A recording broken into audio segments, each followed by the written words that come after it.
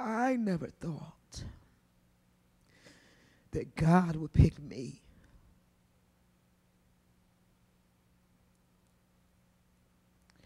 Oh, but I long for him.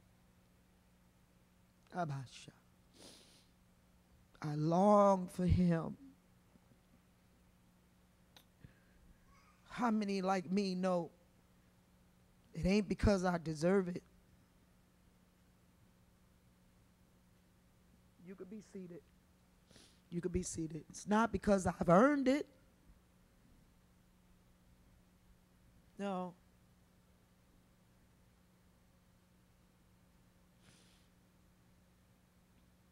Not at all.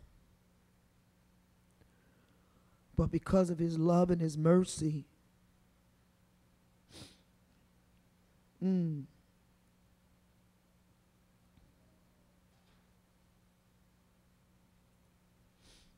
Because of his love and his mercy.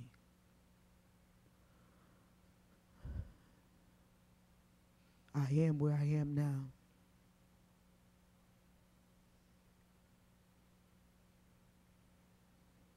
How many know, who can tell me of a better place to be than in the presence of God? Where? I've seen some beautiful places. I've seen places that when you look at it, you know God has to be real. Because it's not man-made, no way, no how. And it's so beautiful, Courtney, it's outstanding. Where God can allow a volcano to erupt. And then after it erupts, plant a flower garden all down and up and down the side of it. Only God. I sat on the beach across from a volcano thinking that it was hot fire, but it was flowers. Then I was able to look into the ocean that was crystal clear, that if you had a nice pedicure and you stood up in the water all the way to here, you could still look down and see your toes. Clear. You could see where the lava came down and hardened into the water. And then you could see the beauty of all the fishes and all the reefs that are in there. You're like, after that, sat in places where it's tranquil. It's relaxing. Takes the stress off. But it ain't like God. It ain't like God. There's nothing like him. There's nothing like him. And I admonish you on this morning to do all you can to draw to him more and more each day. Don't stop. Don't get a little bit and say, I'm good. Don't get just enough and say, I'm all right. Don't say, well, that was good, and then go. No. If you continue to draw to God, guess what? He'll give you more. He'll give you more. But you got to want him. God doesn't force himself. He's not a bully. He's not one that will beat you down for you to accept him in your life. I believe that there are situations that happen in our life when God has a calling on us to get our attention, to let us see we can't make it without him. It's like, okay, I'm done trying everything. And now I think I need to just turn away from all that I've been trying. Because it's only wrecking my life more and more and more. And now I'm looking back over all the years that I've wasted. Anybody besides me have looked back over years that you have wasted? People you've wasted it with? It wasn't God's choice. It was our choice. And you look back and say, okay. All the time you wasted. Time wasted trying to get somebody to love you.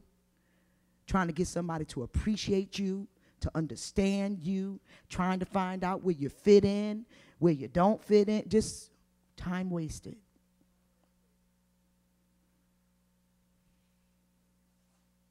And then you receive God and you say, God, why didn't I do this a long time ago? Because now you have tasted of the goodness of God. We are still in the Presence of God series. In the presence of God. I just believe this. I believe this with all my heart, is that the more we get into the presence of God, the less Satan could do to us. The more we get in God's, listen, when we get into worship and praising and glorifying God, the less Satan could do to us. He can't stand that. He can't stand us calling on the name of Jesus. Now, I'm not talking about somebody just calling on the name to be calling on them and they ain't living nothing. I'm talking about we're really calling on his name and we're desiring God. And I just believe that we are to come clean with God, because God knows about it anyway. He knows anyway. So it ain't like, we could stand before him and you can put on the front if you want to. You can fool man, but you can't fool God. But I just believe that when we are in God's presence, Satan got to flee. He cannot stay there. And when he's in our life so much, why? Why is he there? Why? Yeah, he going to come. Don't get me wrong. He's going to come. He's going to try to move you. He's going to buffet you. He's going to use all kinds of things against you. He'll use yourself against you. He will use you against you. And sometimes your worst enemy is you.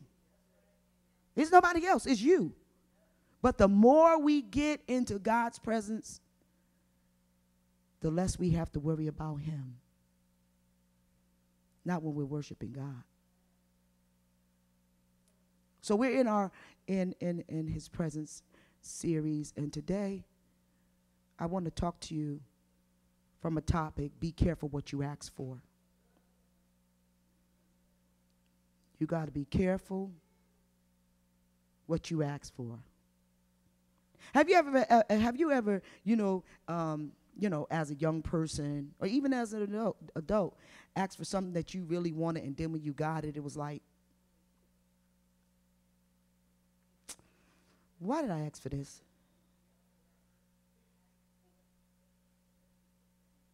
You ask for something and, you just like, I got to have that. Got to have it. Let me tell you something. I've done some foolish things. Seeing some shoes, beautiful shoes, Jill. Beautiful shoes. No, they ain't cut for my feet. But because they're beautiful, I got to have them. Buy them anyway. And then could barely make it through my event. You got to keep the front. Your feet is killing you, and you can't wait to get to the car to take them jammies off. Got to have them, though. Wore them one time, and it's over. Them shoes is just pretty. They just sitting. I've had shoes sit in the box and dry rot. Yes, Sheila, you can look up at me. Don't even try it. But you got to have it. Think about things you got to have. Have you ever, come on, let's talk about relationship. Have you got into relationships? Got to be with them. Got to. And then all of a sudden, the real him comes out. Woo! And I'm saying him because it's all women in here for the exception of pastor. But talk to the women. Got to have them. Find out that dude is crazy. He don't like, he take a bath once a week.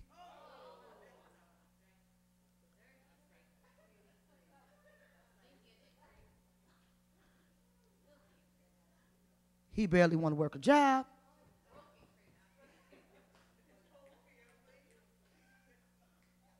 Don't go to his mama's house. You shall see the truth, and the truth. But you got to have it. Broken dirty. Broke down dirty. And crazy. But you got to have it. We got to be careful what we ask for. We got to be careful what we ask for. Because there are things, there are jobs that we wanted. And once we got them, we found out it was too much. It interfered with our family. There's things that interfere with your health. You ever work a job that interfere with your health? But you got to have it. There are all kinds of things that we can bring upon ourselves because we got to have it and then find out it's not good for us. It can be dangerous to our health. It can be dangerous to our health. And let me tell you something. And later on, you may have to live with consequences of what you asked for. Talk to me. Because I don't know about you. I live with some consequences of things that I've asked for. I heard Courtney, she said, day. Day. But it's bad. It's bad. And this is going right into our lesson, our text on today. It's bad when we ask for things because our flesh wants it. Our flesh desires it. Our flesh is after it. And because our flesh is after it, we make a decision that we have to pay for. We make a decision that we have to live with. We make a decision that we have regrets. There's times we live in embarrassment because of having something that we desire so much that God did not want for us. Have you ever wanted something and God told you no, and you went and got it anyway? And now you like, God, could you fix it? Because he said, don't do it, but because you had to have it, you do it anyway. This is what we're going to deal with today. God is so merciful, you know, that he brings us warning. He'll warn us. We can ask God for something, and then he'll warn us about that thing. And when he warns us about that thing, it is up to us to either listen or not. But he brings warning. I guarantee you, if you think back over some things that God allowed you to have, that he warned you about before you got it, you'll be able to see that he actually did speak to you about it. You just overrode his voice. Do you know that God is so merciful that you can even be to a place where you're not even really serving him, and he still loves you so much, he's still trying to stop you from doing stuff? Because he knows what it's going to do to your life? Wasn't that how it was for the children of Israel when he told them, don't go after these other gods, don't serve these other gods? He separated them from everyone, and no, they had to have what they wanted. Let's go to 1 Samuel, the 8th chapter. Be careful what you ask for. I wanna take this moment to thank those of you that's watching us live, and I pray that the In the Present series has been a blessing to you. I pray that it has been just enlightening you and restoring your soul, and that it's causing you to want to be in God's presence even the more.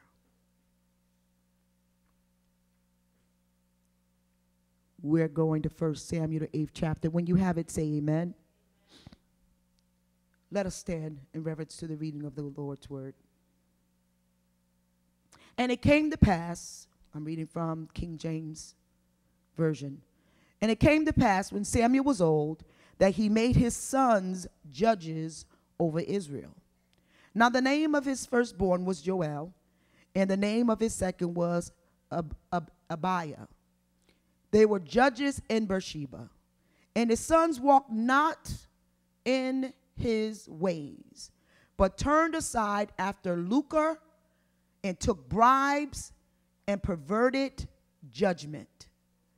Then all the elders of Israel gathered themselves together and came to Samuel unto Ramah, and said unto him, Behold, thou art old, and thy sons walk not in the ways.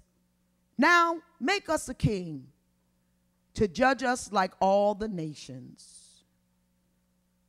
But the thing displeased Samuel. And when they said, give us a king to judge us, Samuel prayed unto the Lord. And the Lord said unto Samuel, now watch this. Samuel's upset. But God says, hearken to the voice of the people in all that they say unto thee. For they have not rejected thee, but they have rejected me, that I should not reign over them. Give them what they want. We have to be careful when we decide we don't want God and our leader is ministering to us, telling us what thus saith the Lord, giving us all kinds of warnings, and we still saying we want what we want. I'm going to do what I want to do, when I want to do it, and how I'm going to do it. God said, give them what they want. Go and they ain't rejected you. They have rejected me. And then verse 8, according to all the works which they have done since the day that I brought them up out of Egypt, even unto this day, wherewith they have forsaken me and served other gods, so do they also unto thee. From the time I brought them out of Egypt, they've been running after stuff, is what he's saying. From the time I delivered them, they've been wanting stuff that I've been trying to keep them from. And you see how we can wear out God's patience? And he's saying no, and we're saying yes. He says, but since I brought them up out of Egypt, and they know it was God, they've been running after stuff. Now therefore hearken unto their voice, howbeit yet protest solemnly unto them, and show them the manner of the king that shall reign over them. And Samuel told the word of the Lord unto the people that asked of him a king. And he said, this will be the manner of the king that shall reign over you. Now this is right here where it should have changed the game. He says, he will take your sons and appoint unto them for himself, for his chariots, and to be his horsemen, and some shall run before his chariots. And he will appoint him captains over thousands, and will set them to ear his ground, and to reap his harvest, and to make his instruments of war and instruments of his chariots. And he will take your daughters to be confectionaries, and to be cooks, and to be bakers. And he will take your fields and your vineyards and your olive yards, even the best of them, and give them to his servants. There's a whole lot of taking going on, y'all. He will take the tenth of your seed and of your vineyard and give them to his officers and to his servants. Still some taking. And he will take your manservants and your maidservants and your goodliest young men and your asses and put them to his work. And he will take the tenth of your sheep, and ye shall be his servants. And ye shall cry out that day because your king which you have chosen. And you shall cry out that day for the king you have chosen. And the Lord will not hear you in that day. He said, you're going to cry out. It's going to be too late. Nevertheless, here it is. Nevertheless, the people refused to obey the voice of Samuel, and they said, nay, but we will have a king over us. Whatever. I'm going to do what I want to do. Just get us a king like everybody else. That we also may be like all the nations. They didn't want to be different. And that our king may judge us and go out before us and fight our battles. That our king going to go out before us. Our king going to fight for us. Our king, he the man. Now they don't saw God fight. But he going to fight. And Samuel heard all the words of the people, and he rehearsed them in the ear of the Lord. And the Lord said to Samuel, hearken unto their voice, and make them a king. And Samuel said unto them of Israel, go ye every man unto his city. You may be seated in the presence of the Lord. God tells them, God tells Samuel, as Samuel's feeling some type of way, because Samuel has been the judge over the people. He's been helping them to be able to choose from right from wrong. And now Samuel puts his sons in place, and his sons ain't ready. They ain't fit. And that's why when you see at times where there are generations of preachers, and they feel like because the bishop's son is a preacher too, he should be the next to take over the church, and he ain't fit. He ain't ready. But he's the bishop's son, and it's only the right thing to do. And he should be the next one to be in line to run the church, but he's sleeping around. And he's using his power of authority over the women in the church. And he's greedy, he's taking money, he's doing all kinds of things, but he's the bishop's son. He puts his sons in place, and his sons don't walk in the way of God. I'm sure before they were put in place, they wasn't walking in the way of God. Come on, let's just be real. There are signs before they get there to let you know if they're living right or not. So if they ain't living right, what do you think? Because you put them in place, they're going to change? They're going to still be nasty. They'll still be liars. They'll still be dirties. They'll still be conniving. And you know the crazy thing about it is there's folk that'll follow after that crap. They can live any kind of way, do anything they want to do, and have a whom and a holler. And because they got that, they follow after it. That's crazy. So he puts his sons in place. They're not ready. They doing anything they want to do. They taking bribes. They filthy lucre. They're just doing anything. And they don't care if it displeases God or not. But the people are at a place where Samuel is getting old. And it's time for someone else to judge them. They didn't have enough sense to wait on God. They didn't have enough sense to say, well, you know what? All right, Samuel's getting old. We need to go on a fast. And maybe we need to, have Samuel seek the Lord for who's going to replace him. And we fast with him so the Lord would speak. Whatever it is that we need to do so that God would tell him who's next.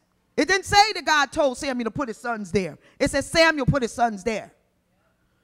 But it should have been some type of intervention where they could have came together and sought the Lord for somebody to be over them, to judge them. But no, what they did was they looked at on the outside. We have to be so careful when we look at things that look better.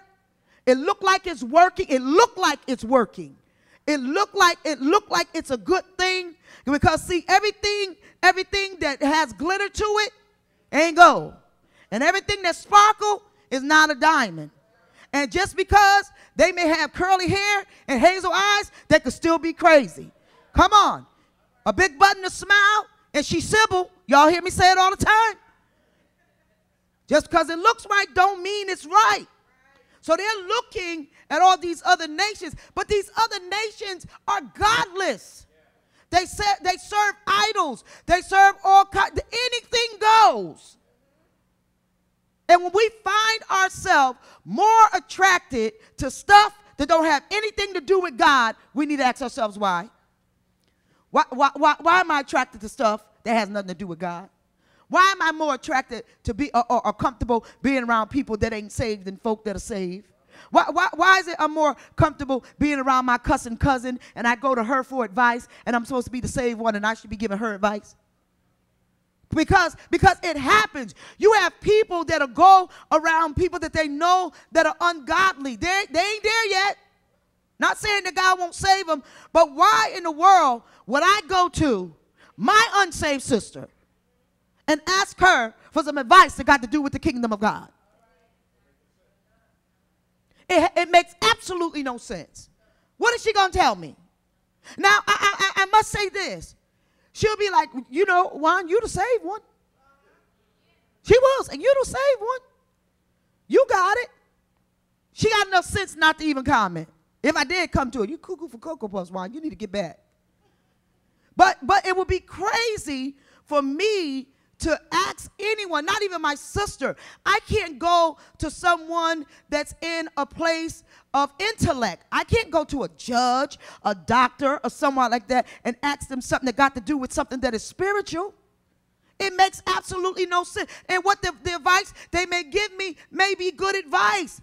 But is it God's advice? Is it what God say? And so Samuel at this point puts his son in place because he knows as well that he's getting old. But he should have sought God first. He should have went to God and asked God what should he do. Because God knew the heart of his sons. He knew what they were going to do.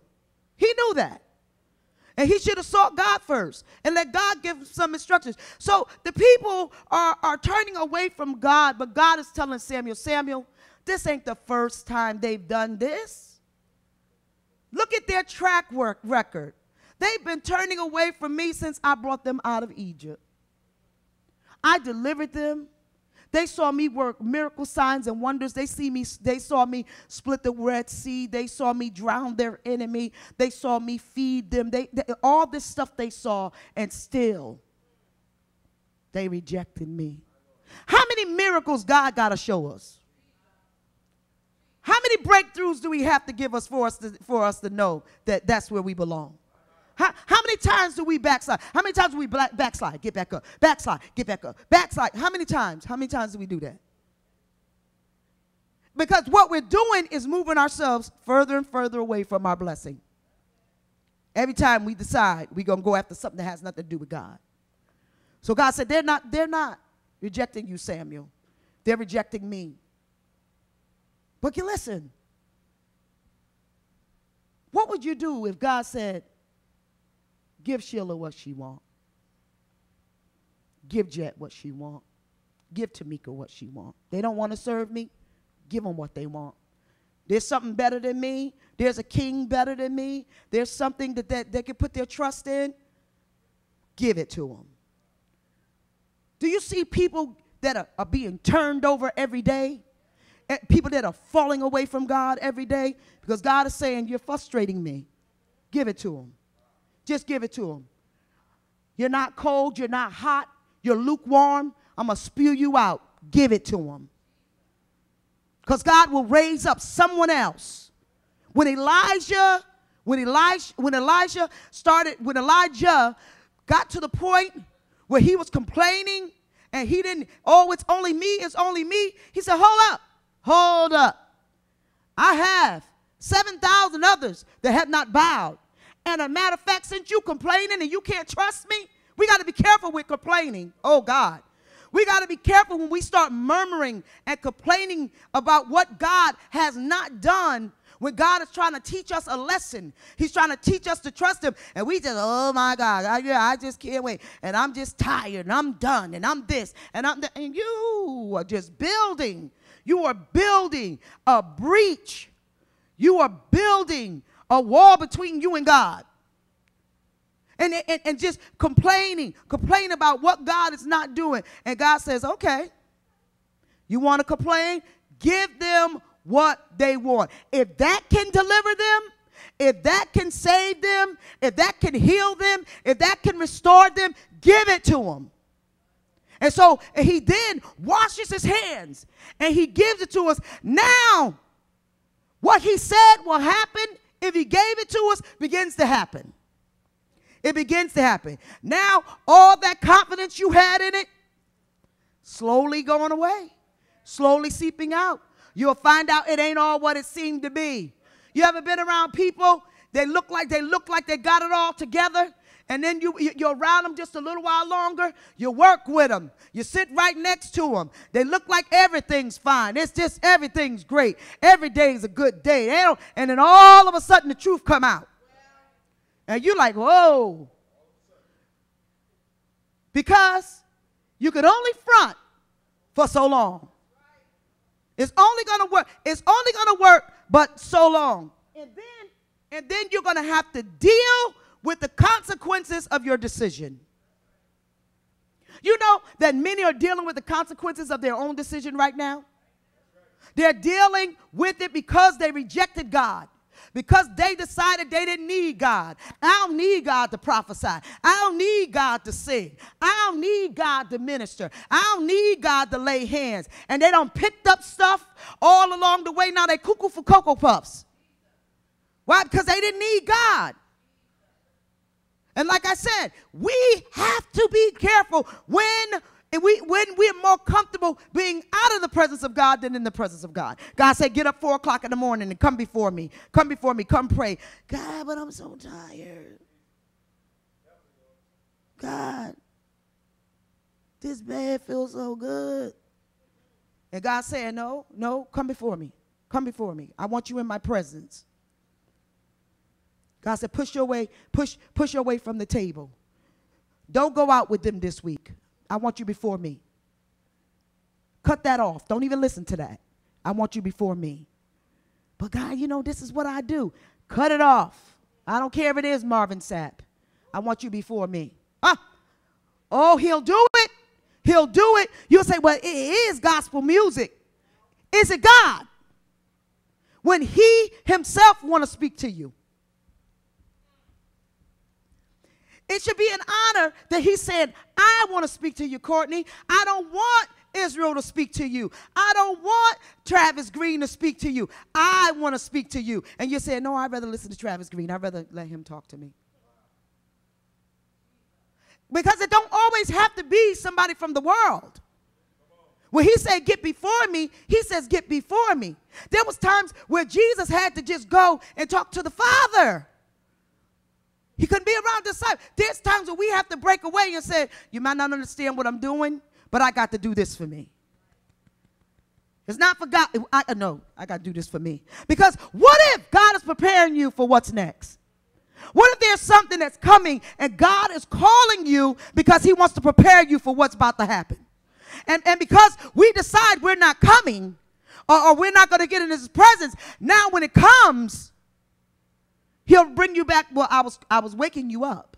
I was calling you out and I was telling you to come. And you didn't come because you were too busy. You had other stuff, other things that you put before me.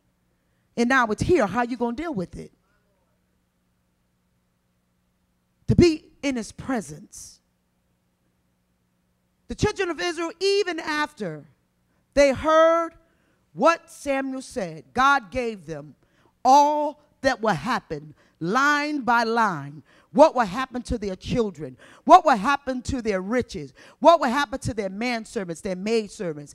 And God is saying, if you move out of my presence, this is what the enemy is going to do to you. This is what he's going to do to your kids. This is what he's going to do to your servants. This is why it's so important for us to stay in a place where we're planted before God, so when the enemy comes in after our kids, God's grace and mercy comes and don't let the enemy kill them. Or when the enemy comes after our health or after a loved one or after something that God has given us, God says, no, you can't touch that.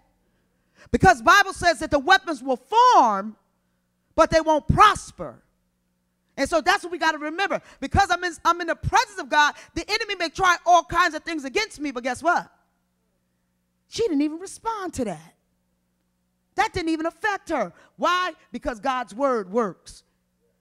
And he's not going to allow that thing to prosper in my life. The thing that may have taken somebody else out, the thing that may have caused somebody else, the thing that may have caused somebody else to fall, the thing that may cause somebody else to go back to the club, the thing that may cause somebody else to start sleeping back around, the thing that may cause somebody else to take and step out of their marriage and do something, is the very thing that God will keep from you. And not that the enemy didn't offer it, not that the enemy didn't bring it to you, but God said, no, you're mine. And because you've been in my presence, I got you.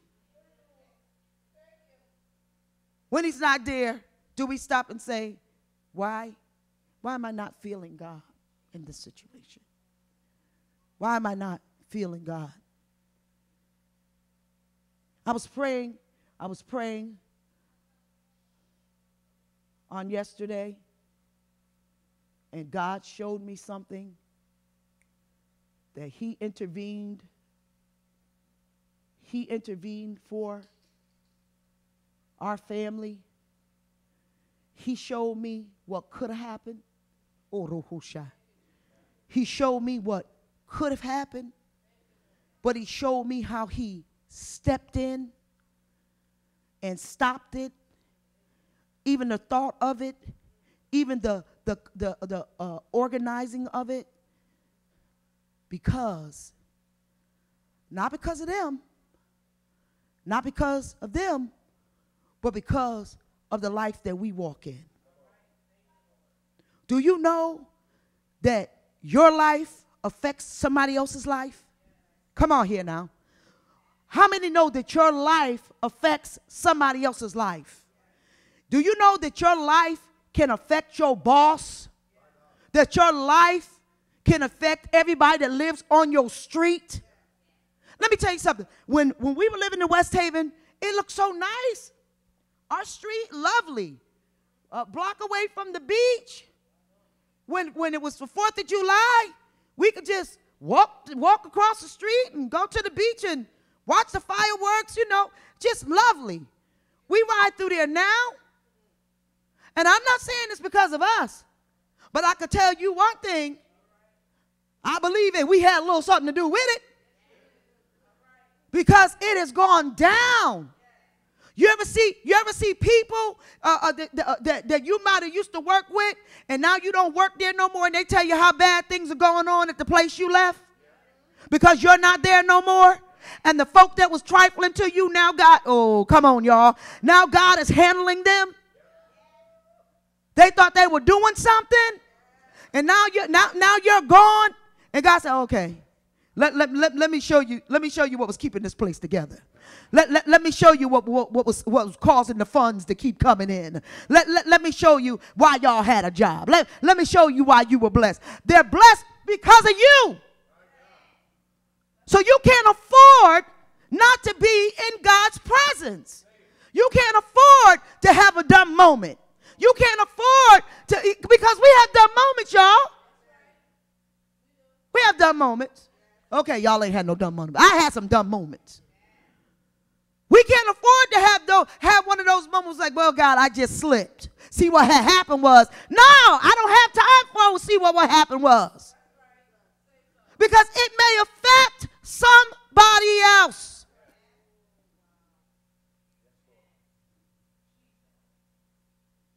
And sometimes, well, I ain't hurting nobody. Yes, you are. Yes, you are. Well, is this just about me? No, it's not just about you. God saved you to be salt, to be a light to a world that is dying. He saved you so somebody can look at your life and say, you know what? I watch Ida. Man, she's changed. Man, she's a different woman. I don't know what she's doing, but I need to go ask her, because whatever she's doing, I need that. That's how it should be when it comes to us. Now, let me say this. There's going to be some that hate. Courtney, there's always going to be some to hate. There's going to be some to talk about you. There's going to be some to talk about the God you serve. There's going to be some to talk about the church. They don't even know nothing about church. They ain't never been to church. They ain't never been around anybody from the church. But they got something to say, because they can't stand that you doing better. They can't stand you don't want their monkey behind no more. That's pastor's word, monkey behind. They can't stand it. You don't want to be bothered with them no more. They can't stand it that you know the truth now. Now I see you. See, when I was involved with you, I couldn't see you. But now that I'm not involved with you anymore. I see you. I see what you're doing. And thank God he brought me out. Oh. Your life affects so many things. Your life affects everything around you. And some of us may say, and I remember saying this to God, God, I don't want to be responsible for that. Oh, yeah. I don't want to be responsible. I got to be responsible for other people. They need to get their own self saved. They need to go to church. They need to do what I do. Hello?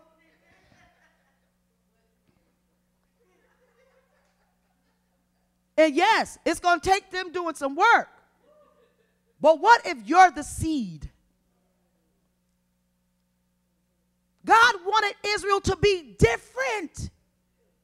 He didn't want them to be like everybody else. He wanted them to be different. But they wanted to be like everybody. Do you know that God is picking you to be different?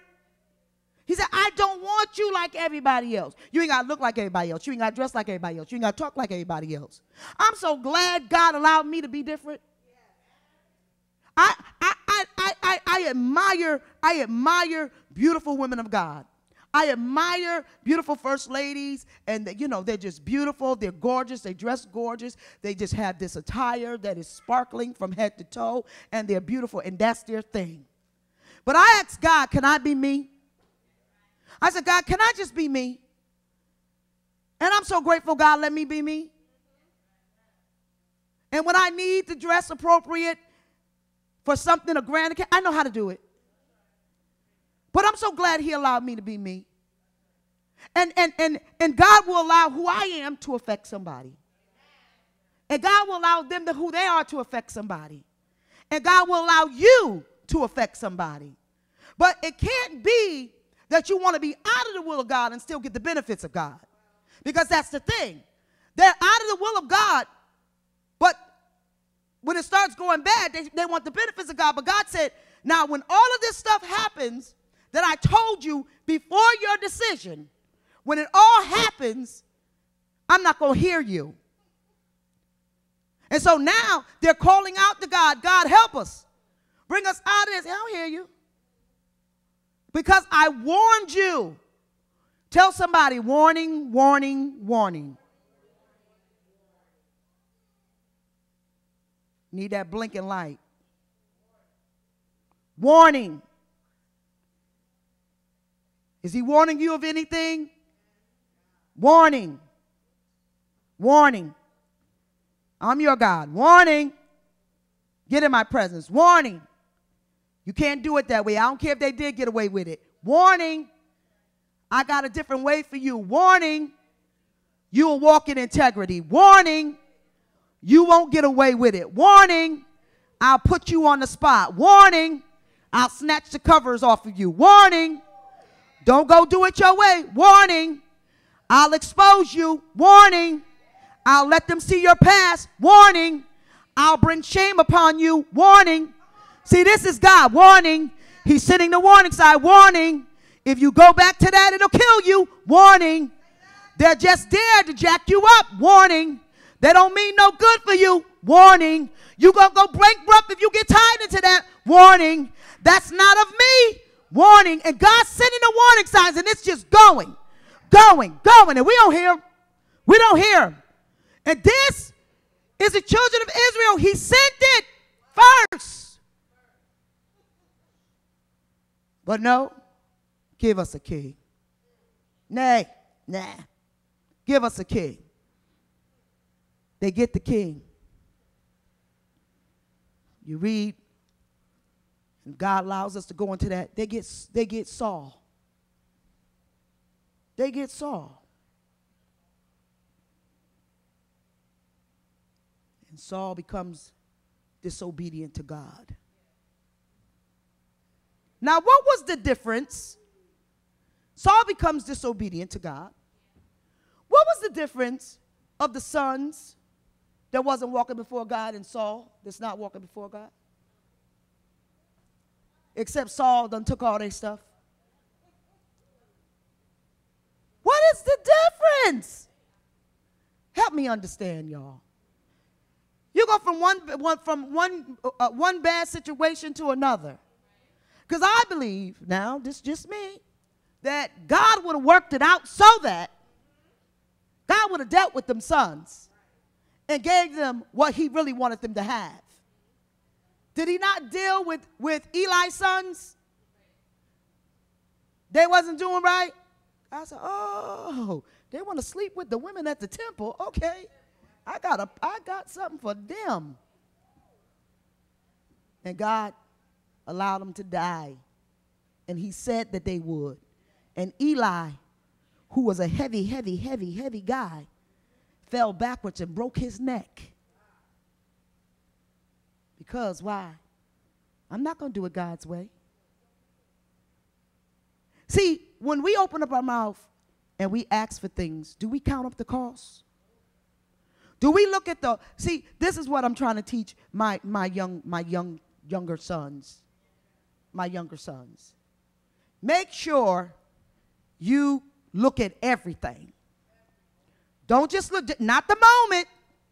Moments will mess you up. Moments will mess you up. It's like this. Don't go in the store when you're hungry. Don't go in the store when you're hungry. Now, when we're fasting, I could do it. I'm fasting. My mind, my heart is already set to fasting. Oh, but I didn't eat. Now I'm going to go to the store so I could get something that, you know. Not that I don't have food at home, but, you know, I'm just going to get something I want to cook. Man. Hello? Has anybody gone to Walmart with the intent to spend $5 and came out $70, $100 later? And you're like, what did I buy? Everything that you went by that you ooh, that look good. Ooh. And all of a sudden you throw that in the carriage. And after you throw that in the carriage, you think of something for later. Oh, I know I'm talking right in here. And you throw that in the carriage. Now you got that in the carriage. And you almost forget what you came to the store for. Y'all talk to me in here. What did I come here for? Or half a carriage full later. Be careful what you ask for. Make sure when you go before God and you ask him for something, slow yourself down. Slow yourself down. And make sure you can hear what he is saying. Don't move until you hear what he's saying. Because you do not want to live with a regret. You do not want to live like all them snacks. Now you can't get rid of the snacks. Because the snacks is in snack. The snacks are stacked. They're stacked, Courtney. All the snacks. Stacked. You got to hear what God is saying. 3 points. Write them down. 1.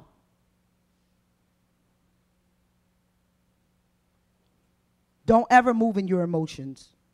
Don't ever move in your emotions. Seek God first. Don't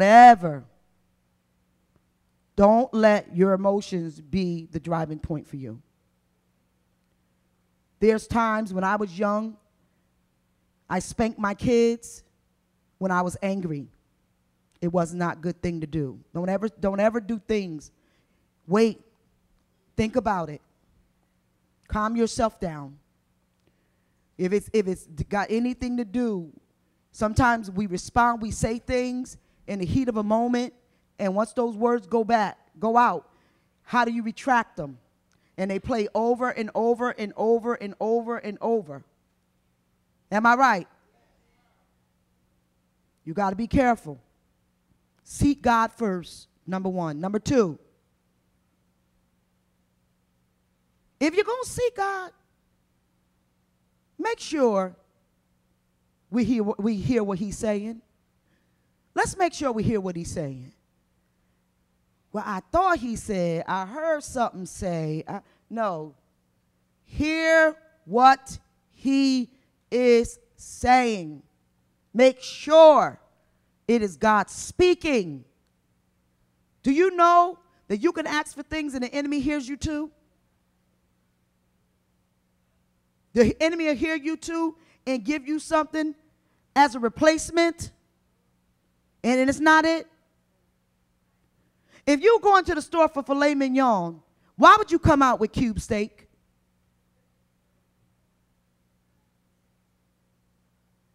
Two whole different levels of beef. Somebody said, well, I like cube steak, but you went for filet mignon. Well, I'll just get the cube steak. At least it's beef. Hear what God is saying. Sometimes hearing what God is saying means, like I said earlier, turning stuff off, getting into a quiet place by yourself. Even from around loved ones. And not that they mean you any ill, but you want to just be able to hear from God. You don't want any distraction. You don't want any noise. Sometimes mothers, that mean you got to put your kids to bed and let that be your quiet time. And when your kids go to school, take that time and give it to the Lord. Some people's time is right in their car. They just get in their car and they just, because they're closed in and they like that coziness of being in their car. But that's their time that they really talk to God and they hear from God. So I can't put any limits on where God speaks to you at, but you want to make sure you hear him. And the minute you got to remember something, the minute you're listening for the voice of God, the devil's going to bring everything that he can. He's going to bring everything that he can to throw you off. You ever been praying and all of a sudden your mind goes somewhere else and you're like, what? How'd I get there? And it's like, Lord, forgive me, I'm back. Because the enemy will put thoughts. Remember, the battleground is here. The battleground is here. And you have to shut Satan out of your thoughts. No, you're not welcome here. This is me and God's time, not yours. Amen? Number 3, be ready for the outcome. Now, if you ask God and you listen to God and you obey God, you know you're going to reap blessings, right? You know that God, it will cover you and keep you, because that's what God wanted to do for them. God wanted to lead them and guide them. Remember, he was a fire by day, was it? A cloud by day and fire by night. He led them. They saw God. They saw when God rested upon the temple, the tabernacle. They saw God. He was there. He got between them and their enemy when their enemy tried to overtake them. When they wanted something to eat, he provided for them. He did everything. He was the one that was their daddy, Janessa. Welfare system, no, he my daddy. He got me. If I need protection, he got me. I need food, he got me. I need clothes, everything, he got me. Because he was always in their presence. But that wasn't good enough. God, you moving too slow. This ain't good enough. So you got to be ready. If you choose something that's out of the will of God, you got to be ready to deal with the consequences of it. Let's just be honest. You choose something that's out of the will of God, you got to be ready for the outcome. Because remember, he will warn you when it's not of him. He'll let you know. He'll show you things that will get in the way. He will show you things that will interrupt your relationship with him if you go after that thing. And so be careful what you ask for. Be careful. You know, sometimes we don't really know what to ask for. It's best to ask God, what is your will? What do you want? What is it that you want, God? What do you want? And especially when we're a babe in Christ and we're growing and we're trying to see where God is bringing us. We're trying to see, what does God have for my life? Now that I'm saved, I'm not doing that anymore. I don't have a desire to do that anymore. I don't want to just sit in church and do nothing. What am I to do? And you're looking for God to give you some direction on what it is that he has for you to do. You have to sit and listen. Sit and listen and wait on him. Put your ear and let God give you. He'll answer you. He said, ask.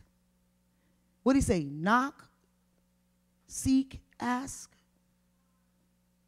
Any order you put it in, He's going to give you an answer. He's going to give you an answer. And be careful when somebody dangles something that's before you and it looks good, but it ain't God. It ain't God. Be careful what you ask for.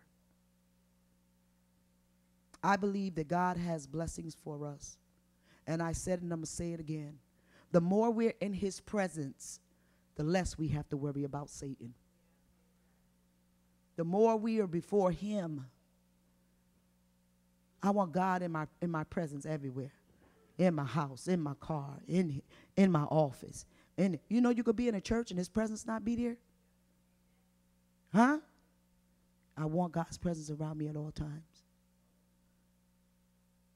I was on my way into town yesterday, and I was in my car, and I was in the far left lane, and I'm passing, and this guy in one of those handicap vans swerved into my lane. And I swerved over and came back. And as close as he should have hit me. He should have knocked me over into the grass. And if he would have hit me, I probably would have ended up on the other side and into the traffic coming in my direction. But God. I said, Lord, you are good. Even when the enemy tries to set up a trap for me. I got up this morning. I could not figure out why I couldn't get it together. I couldn't get it together. I was like, what's wrong with me? But I begin to think, God does not delay for just anything. Could it be He's causing me to avoid something? Because I say it to y'all. Could it be He's causing me to avoid something? And sure enough, I got right to exit 60 to get off. And on the other side, it was like a car that was this way. It must have tried to get on, and I don't know how it got like that. And then there was these motorcycles that was swerving in and out through the cars. And if one person wouldn't have paid attention, that would have been a mess, and it would have been on the other side. God. Oh, how perfect He is. Oh, how perfect He is. Stand to your feet. To be in His presence.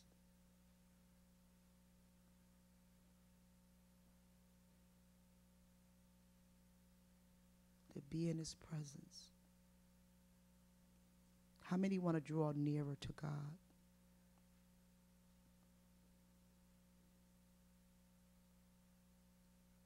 I just want you to come out your seat this morning, and I want you to just draw to the altar.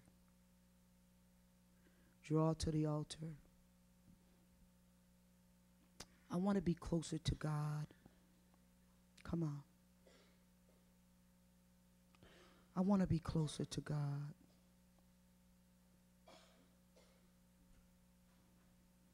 Now, don't see yourself just as standing up here to this altar. Don't just see yourself as just standing up in this building. This building is just a frame that God has given us, a place of worship, a place to assemble ourselves.